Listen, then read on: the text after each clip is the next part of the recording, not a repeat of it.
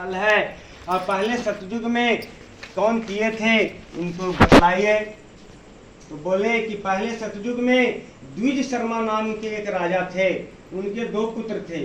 उनका नाम कर्म और धर्म था। कुछ समय बीतने के बाद द्विज शर्मा स्वर्ग को प्राप्त कर गए और कर्म धर्म दोनों भाई घर पर कार्य देखने लगे।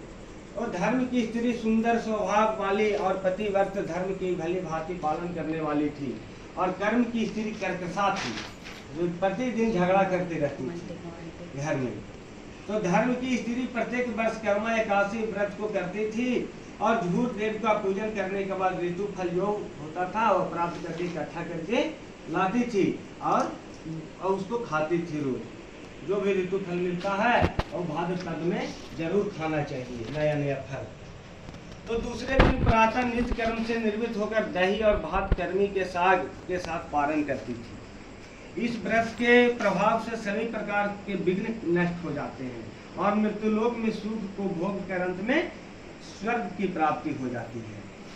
कर्म की कर्कशा स्त्री कभी भी व्रत नहीं करती है और सर्वदा भात बनाकर माड़ भात खाकर खराब जगह में फेंक भी देती है।